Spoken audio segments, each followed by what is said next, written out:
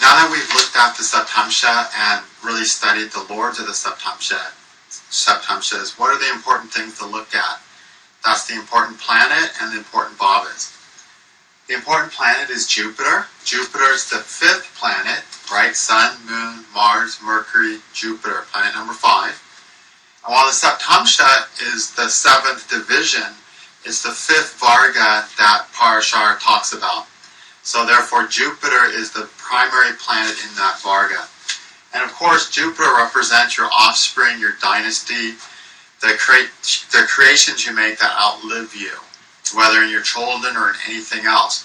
So a key planet to have in good condition in the Saptamsa, if you want to create a dynasty, if you're going to leave a dynasty of any type, whether that of children or some other great creation, you have to have a nice Jupiter in your Saptamsa. It's the important planet to look at. So study Jupiter's Lajitadhyavashtas, study Jupiter's deity as well, to see exactly what level Jupiter's creating on and what possible, where it's finding frustration and unhappiness if it is afflicted. Okay, so Jupiter is the planet we have to look for. And Jupiter, of course, rules progeny, it rules our children, and it also rules our creative intelligence. That abundance of creative intelligence is also Jupiter. And along those lines, we know that Jupiter represents wisdom too. And Jupiter also represents that creative intelligence. They're one and the same. If a person can't creatively think for themselves, they can never be wise. At best, they can be a tape recorder of somebody who is wise. Okay? So there's a real difference between people who are simply learned because of, they have a good Mercury and they can recite things or whatever. And Jupiter has a lot of wisdom to create knowledge within itself. So, Jupiter represents that too. But in the Saptamsa chart, Jupiter is all about creating a lasting dynasty of some type that lives on beyond us, something that we create that takes on a life of its own. And Jupiter is really a planet of life. Jupiter's name, one name is Guru, of course, but the other very common name of Jupiter is Jiva, which simply means life and living. So this is the planet that, creates life and creates what's going to live long after we have passed. So that's the critical planet in this chart. Now, there's a secondary planet that's fun to judge too. You need to judge Jupiter just to see if a person's going to be able to be co-creative successfully with a partner or with the public. But then the other planet you want to look at is Venus. It's a secondary planet. It's good to get some insights in. Venus helps us see the quality of the relationship they're having. So a nice Venus in the Saptamsa helps a person have better sexual relationships, more fulfilling sex life, and so on. Afflicted Venus in the Saptamsa indicates a much more frustrated, unhappy sex life. So you can kind of look at Venus as the romantic, loving part of sex, and Jupiter in the Saptamsa as being the part of sex that conceives a child. If Jupiter's in great shape, a person's able to conceive with another person. But if Venus is in bad shape in the chapter or the Saptamsa, they won't really have a nice relationship with that person. They won't really have a great sex life with that person, even though they're creating.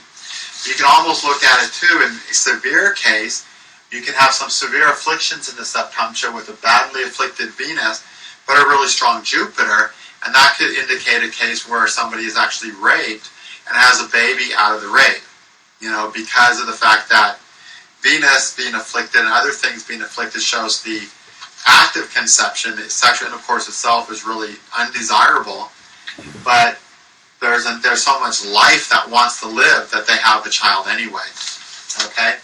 Now we know that Saptamsa is the 7th Varga chart, and the 7th house is the critical house. Well, the natural 7th lord is Venus, because on the natural zodiac, which starts on Aries, so the natural set of houses, which is Aries, Taurus, Gemini, Venus rules the 7th house. And that's a clue that that's an important planet that we sort of need to look at, okay, in that Varga. But it shows the comfort and relationship with either the public or the person that we're trying to conceive with. And a lot of people have tumultuous relationships with 10 kids. So they create all this life, Jupiter, but the natural seventh Lord Venus can be trash, so they don't really have a good relationship with the person they're embracing or the public that they're embracing in order to create that offspring. So it's really interesting when you start looking at both these planets. They're both important. Okay? Now, the most important bhava in the Saptamsa is the seventh bhava. Okay? That's the bhava of actually conceiving something with a new person. That's the embrace with your spouse, with your partner, that can lead to offspring. And the seventh is also the embrace of the public that can lead to the public holding on to the things you've created after you die. You have to make contact with that other living entity, whether a partner or the public, in order to create a dynasty. And making that contact is the seventh house. The seventh house is in bad shape. A person's just not going to conceive. Even if they have sex, there's never going to be an actual conception there. So the seventh house is that critical house for conceiving something with the person. Like I said, the Saptamsa is all about being co-creative with your partner. It might not just be children, it could be any other co-creative activities. To do that, you have to be in sync with your partner, which is the seventh house. So the Saptamsa in many ways is more important than the Navamsa for seeing how your relationship is. Are you really doing things together? Are you really co-creating together? That's the seventh, bhava in the Saptamsa. Navamsa is more, does your marriage give you a place in the world? Do you have an ashram in life called the marriage ashram? Or do you wander around and go from this girl to that ashram, to this girl, to this girl, to that ashram? That's a bad Navamsa. A good Navamsa, you go to an ashram and stay, or you go and get married and you stay, whatever. You join your ashram life and stick there. Or, if you do something that gives you a narrow focus to your life. But actually being productive with your partner, co-creating with your partner, doing things with your partner that you couldn't do alone, that's the seventh in the Saptamsa. So you want a good seventh house in the Saptamsa and a good seventh lord. Without that, you're just not going to have a real creative, productive partnership. And in the end of life, it won't make that much difference whether you're married to that person or not. But if you have a strong seventh house in your Saptamsa, then having your partner was going to have a huge impact of producing good things, success, and offspring and in your life. Okay? So seventh house is a critical house. Now we add up all the numbers in 7, which is 1 plus 2 plus 3 plus 4 plus 5 plus 6 plus 7. What do we get? 1 and 2 is 3, plus 3 is 6, plus 4 is 10, plus 5 is 15, plus 6 is 21, plus 7 is 28. 28, we add up 2 plus 8 equals 10, and 1 plus 0 equals 1. So, add up all the numbers in 7, we get the number 1. So the other really important house in the Saptamsa is the first house. Okay? To co-create and have children, you have to have enough physical health and well-being to create a child. If you're physically unable, your ability to produce children is less. You're just going to have less virility, less bodily vitality with which to create children. If you're physically weak, you're going to do less in life in general. Okay, so your vital energy, your physical energy with which to co-create with is the first house. It's an important house in the Saptamsa. And actually, it's a very important house because the first house is the 7th house from the 7th house, right? So if we're in the 7th house and we count, say this is the first house, and we're in the 7th in Libra, and we count 7, we go 1, 2, 3, 4, 5, 6, 7. So the first is the 7th from the 7th. So it's a secondary type of 7th house. So, and in the Saptamsa, it's doubly important because it also 7 boils down to 1. So you need to have a good, strong first house to have a productive life with the person. Okay, to co-create with the person.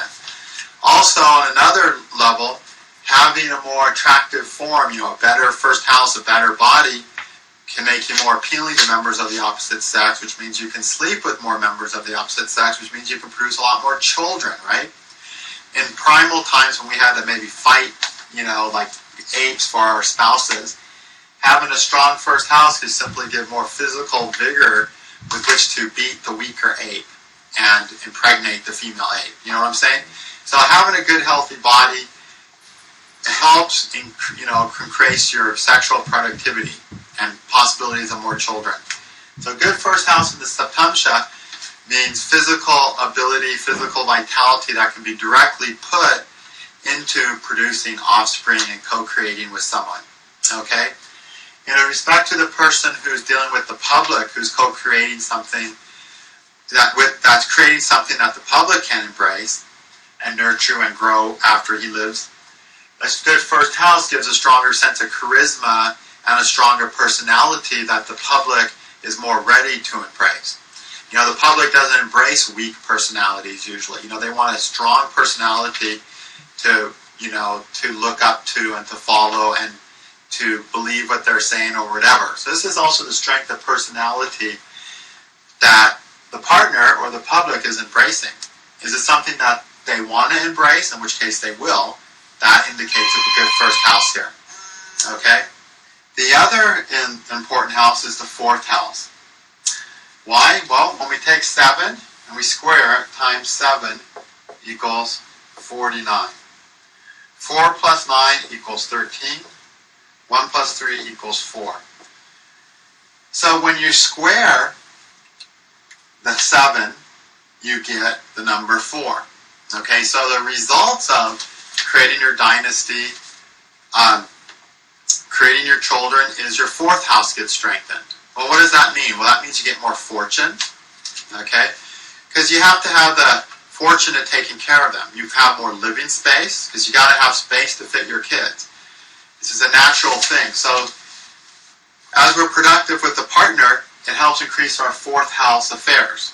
It magnetically can bring those into our life. We just can attract them. When we've got children to take care of, and when children are coming, financially things oftentimes come into play together, and you're able to get the bigger house if you got the good fourth bhava.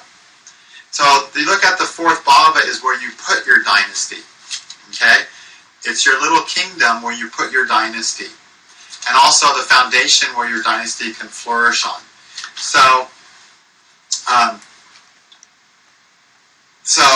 You can see this as an important house, and you need that to expand with your dynasty. As you have more and more children, you need to be able to have a bigger and bigger house, very simply speaking. As you have more children, you need to have more and more money in the bank, ideally. With the good fourth house in the Saptamsa, as your dynasty increases, as you produce more offspring, the world accommodates those offspring by you getting bigger properties, bigger house, a bigger car, so you can fit all 10 kids in there, whatever. And it grows to fit that, okay? If, however, your fourth house is trashed in the Saptamsa, then that doesn't grow. And you might have 10 kids in a 2-bedroom apartment, and you're just all cramped in there and jammed in there, and money is short and all that. So it's basically, as you create your dynasty, it's nature's law that you have more territory with which to take care of that dynasty. But in a good Saptamsa, your territory comes very easily and very comfortably. In a bad fourth house Saptamsa, it can come less than you need, over or with great struggle or whatever. If we look at it in a primal way again, and we look like a wild animal, like lions, let's say. Well, as these lions create their dynasty, they naturally are going to acquire greater territory, because the children will go a little far out and fight for their territory. They'll have children, and their children will go out a little bit and fight for their territory. So now the dynasty of this first lion, who has, say, 3 generations of cubs out there, who are also adults now, has created a lot of territory for this dynasty. And that's what happens with this fourth house. It's the same as us humans. We have our children. 20 years later, our children move out, get a great job, buy a property. Now those kids are out in the world owning property and have more territory. Now your dynasty includes your house, your child's house, your great-grandchild's house. So as you acquire we naturally acquire the place, the home we have, which gives us the foundation to do what we need to in life. So the home in this term is the thing that gives us the foundation for what we need to in life. For raising kids, that largely means just having a space to put all the kids, to keep them warm and out of the bad weather so they don't die young from disease and colds and stuff. So it's that foundation of stability. And as your dynasty increases, that increases as well, either through your direct ownership or through indirect ownership because your children own it. Now, if you're creating a dynasty where the public embraces it, the foundation of what the public is embracing and how that can grow is that. So let's say you start an institution, like say Paramahansa Yogananda, for instance. He starts a dynasty of devotees who are practicing a certain type of yoga. Then he dies, and that public keeps that motion going. There's a huge movement in Yogananda's teaching. And that movement attracts money, and that money goes into the bank. Fourth house, bank, right? People donate their properties all the time to this movement. They have more properties, more place for temples, more place for ashrams. And so the dynasty is growing, and as it grows, the space for that dynasty, the temples, the buildings, increases as well. Okay? So if your dynasty is a great institution, then your institution gets more property as you go. If your dynasty is like Woolworths, a store, well, you get more and more stores. The public embraces it, and so there's a store pops up here and here and here, and all of a sudden there's Woolworths everywhere in the country until, what was it, the late 70s when Woolworths started fading and disappearing and all went out of business. So all dynasties can end. But a good fourth house shows as the dynasty grows, it gains more of a foundation in the world. And that's a foundation of property, a foundation of wealth, and so on. And having that foundation, it allows for a natural expansion to continue to occur. Every time Self-Realization Fellowship of Yogananda gets another temple, they're going to attract a great more public.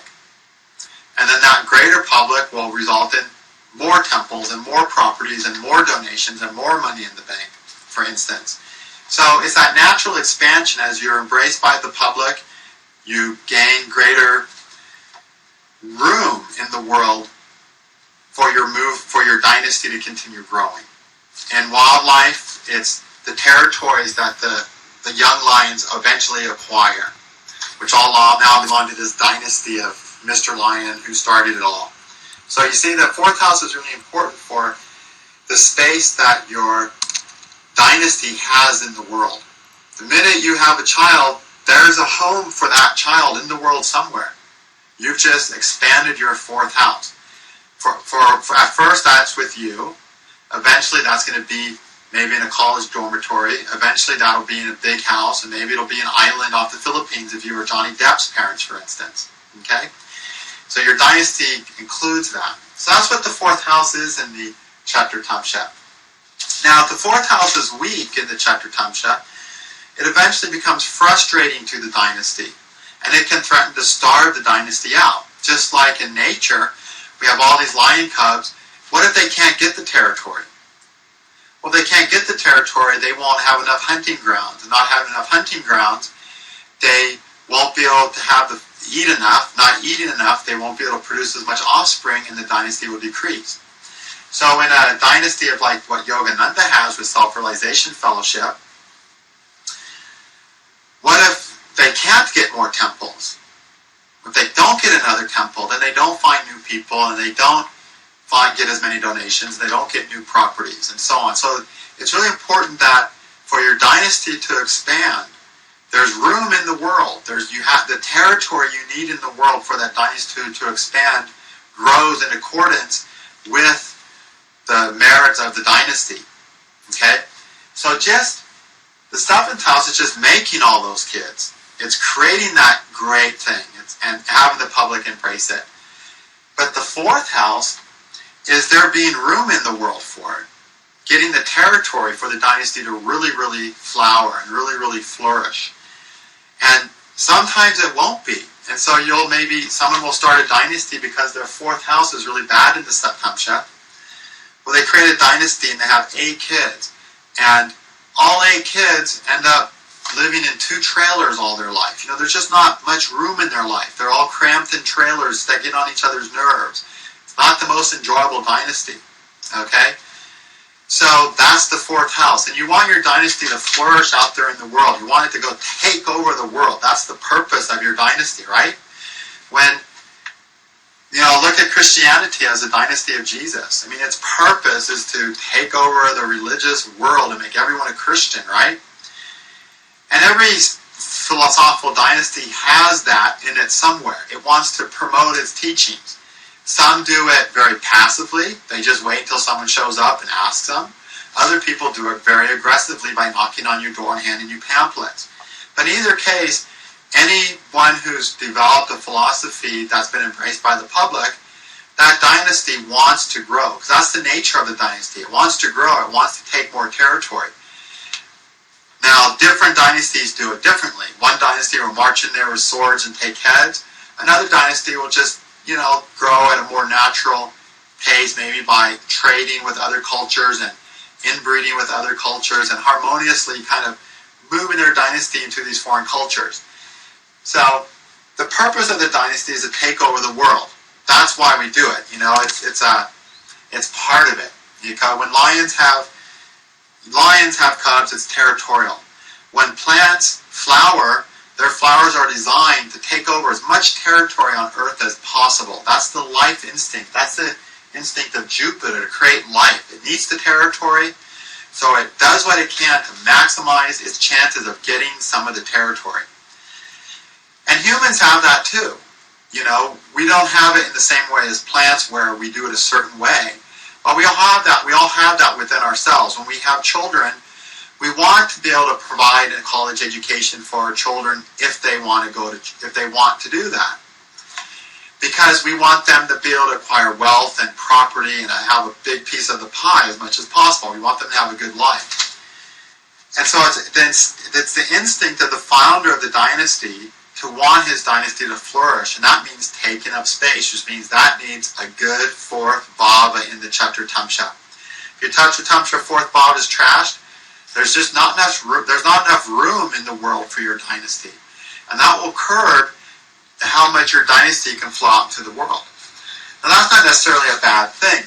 There's little tiny temples secreted around the world where they practice these ancient techniques of spiritual practices, and their dynasty is so small it only goes to the edge of their temple grounds. That's it. But there's people who practice in these who have the fate to somehow end up in one of these spiritual places, who have deep spiritual experiences there, and they're very, very fortunate. And so it's not like the dynasty has to grow, but the goal of every dynasty is to take over as much space in the world as it can. Ideally, it wants to do that in harmonious ways, not by taking heads and knocking on doors, but by being welcoming to any good thing. So that's that fourth house. And also, that fourth house is also the need to take over other territories when the need is there, if that territory is needed to provide for the survival of your dynasty. And we say that in animals all the time. Animals are very territorial because they need that territory for their dynasty, for their children and grandchildren, so that instinctive life within them that wants to survive that body and move on to other bodies will survive. So you see, this fourth house is just a really important, interesting bhava in the Saptamsa. The space that our dynasty has to grow and flourish, that's the fourth house. The bigger and better, the better that space, the bigger and more enjoyable it is. A bad fourth house means there's the dynasty, but it's all packed into a little jar of sardines, okay? Not really comfortable. So those are important bhavas.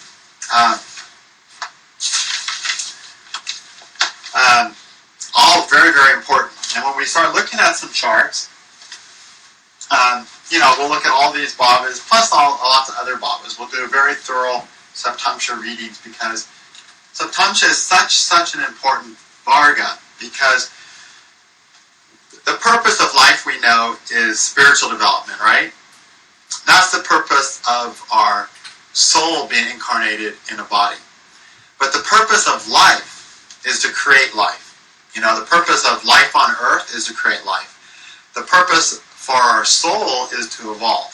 Okay, so those are the two purposes. Really, creating our dynasty and spiritual evolution.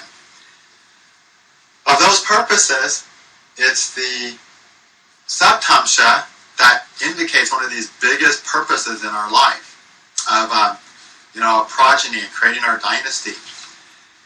And so it is a chart that requires a lot of good study, because it's an important part of life. It's an instinctive part of life that if people don't fulfill it, they're not very happy. Okay? Now, that doesn't mean they have to fulfill it as a dynasty of children. But if a person has no dynasty, they're usually sitting around smoking pot, smoking cigarettes, and watching TV. It's a desire everyone has to create a dynasty. Unless they're just so detached from the world that their only desire is for the spiritual evolution of the soul. That's possible too, and then the seventh Saptamsa is not important, okay? By most persons' chart, the Saptamsa is an important thing for finding happiness and satisfaction in life, okay? Parashar says that the seventh house is one of the houses that particularly has to do with happiness, which means the Saptamsa Varga also does.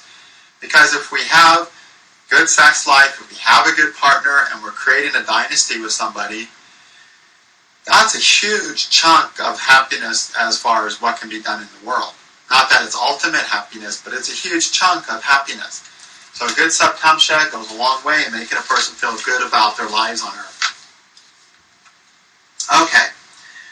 One other thing I wanted to talk about was Yavana Jataka in chapter 30 gives a big chapter on the Saptamsas. And we already talked about how he determines the Saptamsa lords, right? What he does is, if the Saptamsa is Taurus, the first Saptamsa is Venus, the second Mercury, ruling Gemini, the third the Moon, ruling Cancer, the fourth Leo, or the Sun, which rules Leo. The fifth, we've already used Mercury, so we skipped it. We've already used Venus, the Lord of Libra, so we skipped it. So the next one goes to Scorpio, or Mars, more precisely, the Lord of Scorpio. The next one goes to Jupiter, the Lord of Sag. And the last one goes to the Lord of Capricorn, Saturn. I haven't found that system working really well, okay? Unfortunately. And I just haven't seen it work really well. I give all the Yavana Jataka stuff anyway. Unfortunately, this stuff is not that useful. When I talked about the results of the Drakanas and the images of the Drakanas and the images of the Horas, that stuff is really, really revealing. It's amongst the most revealing snapshot. Let's just read a 2,000-year outdated sutra from an old book, and it still somehow works a little bit in modern life. That's really uncommon to have any of these old interpretations from any of the old books be anything but 100% meaningless. Those Hora and Drakana ones are actually good, especially with a little imagination. Unfortunately, these Saptamsa ones I have not found very good. And the reason I don't think they are is because they're all based on that arrangement of Saptamsa lords. So for instance, anytime that Saptamsa lord is a malefic, especially Saturn or Mars, Sun he's not so bad about lots of times, but anytime that Saptamsa lord is Saturn or Mars, he gives the Saptamsa a bad effect. When it's a Saptamsa of a benefic, Jupiter or Venus or something, he gives it a good effect. Okay? And like I said, I haven't really found the results to be any more accurate than just closing your eyes and putting your finger down and saying, my Saptamsa is, and just reading it and seeing how that'll apply almost usually just as good, sometimes better. So I don't think the technique that these interpretations were founded on was a real technique. Okay? Maybe you'll play with it and it'll pop into place for you and you'll think it actually is, and then if it does, tell me. But I haven't got it to work in a way that I found really accurate enough to bother with. Okay? What I have found to work a little better is we talked about how the first Saptamsa of an odd sign is ruled by has a sun quality. I'm not saying ruled by, has this quality of the sun. The second by the moon, third by Mars, fourth by Mercury, fifth by Jupiter, sixth by Venus, and the last seventh by Saturn. Okay? And how in an even, that's in an odd, and in an even,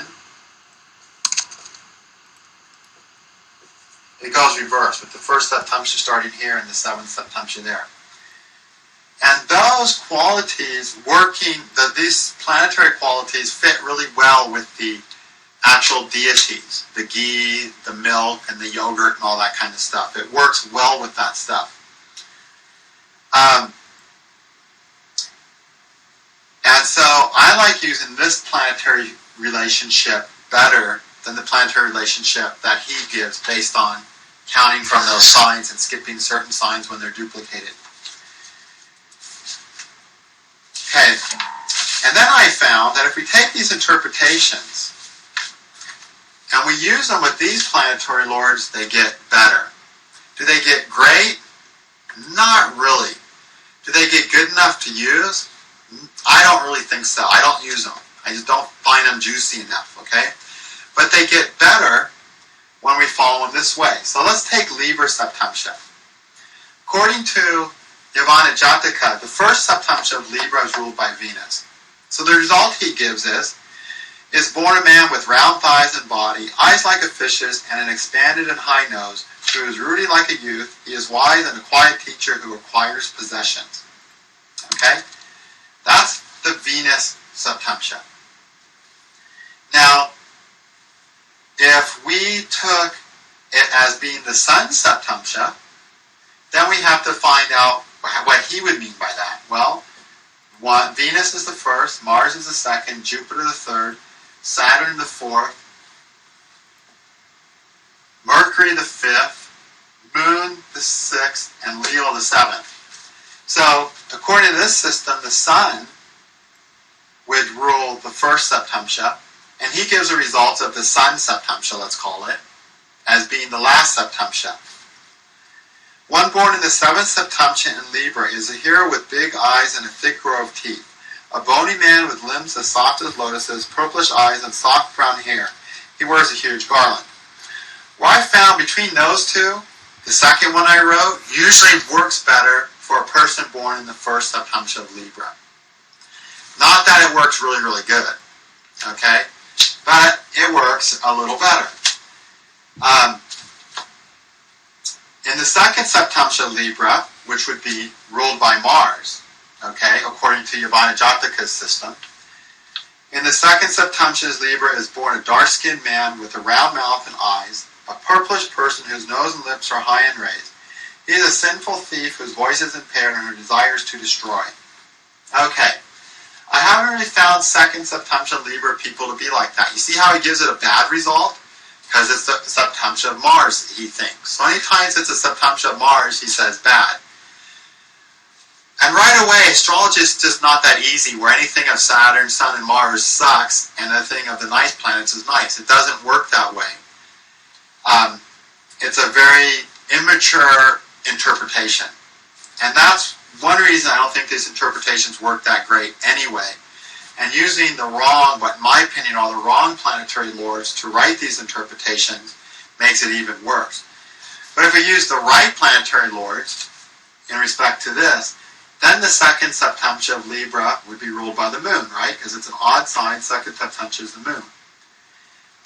How do we find that in here? Well, his moon Saptamsa interpretation is going to be 1, 2, 3, 4, 5, 6. The sixth Saptamsa.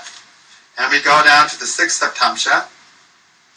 Is born one whose limbs are symmetrical and whose face is handsome, whose eyes are long and black with lashes that curve in front, and whose lips and nose are beautiful. He speaks softly and aptly and laughs mischievously and charmingly, and he chases after women. Well, I've usually found the second Saptamsa Libra, if anything, is going to be more accurate to that. Okay? But not necessarily accurate enough to really follow. They give a pretty good result because it's ruled by the moon, a nice, gentle planet. And any interpretations that are just based on good if it's a benefic and bad if it's a malefic, you're going to consistently find don't work well. And then when you add the wrong planetary lords like he does, it doesn't work at all.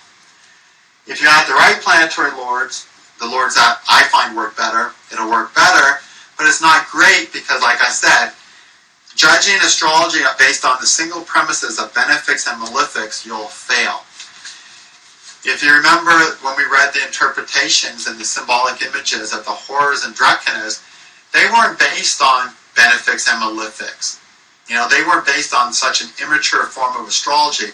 They were based on a really solidly working form of symbolism that somebody or some rishi originated, but they were apt and accurate and useful.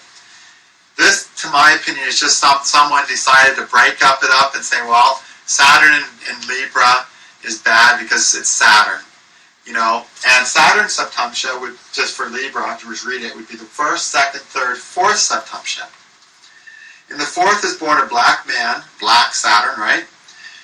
Because Saturn indicates a dark complexion, whose body, voice, looks, and hair are rough. Saturn is rough, right? Whose face is long, Saturn. Whose neck, shoulders, and legs are fat. Well, Saturn can get fat. He does give obesity in the right conditions. Whose nose hangs down in front of his mouth, and his lips are open. He is dishonest, lazy, and fickle. It's like a description of a really bad Saturn person. And that sounds like, so he's given the fourth, he's given a Saturn quality to it. But think about it. What about the great noble Saturn people? You see how lame it is to base interpretation simply based on benefics or malefics? It just doesn't work. So you can play with this last part with curiosity and goof off with it. And when we read some example charts, I'll do the technique and show you better how to find the right planetary lord and then look up the right planetary lord here. We'll play with that and teach you how to do it. And maybe you'll get into it. I didn't find it accurate enough to spend really time on trying to figure out a person in this context, because I don't find techniques, including this one, that use planetary benefics and malefics to stereotype something to work. It's not scientific, it's not astrology. Any planet can be good or bad. Cruel planets are cruel, which means they can give a hard edge and a strength to a person. Gentle planets are easy, welcoming, easier to sit down and have fun with that person. But it doesn't automatically mean a person's horrible and useless and lazy just because they're a Saturn person. You know what I mean? And that they're wonderful because they're a Venus or Mercury person. It just doesn't work that way. Whenever I get on the topic of benefics and malefics, it's just such a foolish topic the way people follow it. Just the very idea, Saturn aspects Venus, oh, your love life's going to be terrible. No, it won't. Saturn's a friend to Venus. Saturn conjunct Venus will. We got to use real astrology, Lajitadya Vashtas, not this foolishness of benefics and malefics. That's a quality of the planet, like hot and cold, high and low, furry and bald, round and square. Benefic and malefic is just another quality of the planets, just like all those other qualities. But they don't define the planet's actions. It's only the Lajitadya Vashtas that define the planet's actions. And it's Shadbala, which is just the muscle of that planet. Not stupid benefic and malefic things. So, since this whole system's based on good for benefics and bad for malefics, right away you know it's going to have a lot of fault to it. If we use the right planetary lords, though, we can realize that the first Saptamsa of Libra is a more solar Saptamsa. And it'll have a more solar quality to it, and that will be a good or bad solar quality depending on how the sun is in the horoscope. But it'll give them more solar personality. It will. If they have a good sun, that's great. The last Saptamsa of Libra is Saturn. Well, if Saturn's a nice Saturn, sure, it'll give them Saturnian qualities. The last Saptamsa of Libra will be a little more austere, a little more detached. But in a healthy way, where you go, gosh, this person seems sort of just detached, so I didn't think I'd like him, but once I got to know him, they're just a really great person. And because they're just a Saturnian great person. Now, once you get to know them, they're trustworthy, reliable, hardworking, and detached in a healthy way and not clingy. Of course, if they have a bad Saturn, they can be playing games and pretending not to care when they're really in love and all that. But it will give them more of a Saturnian quality. That's a quality. It's not a mode of life or a way of behaving or a worthwhile or unworthwhile person, which is what these sutras try to explain, which makes them really not very good.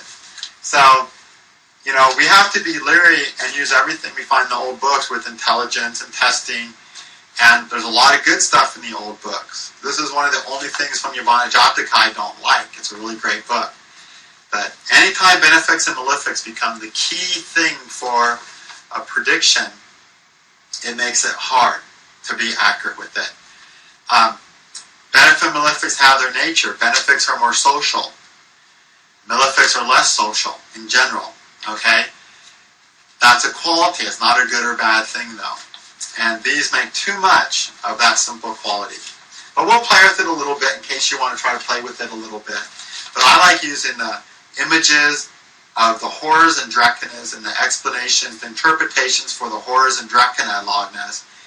And that works out really nice. That's good information. You don't really want to skip that stuff anytime you're really studying a person.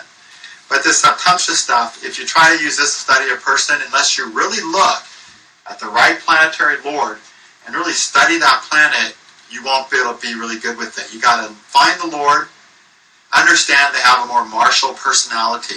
If your Saptamsa Lagna falls in the part of Mars, in the third Saptamsa of an odd, or the fifth Saptamsa of an even, the person's going to have a more martial personality right away.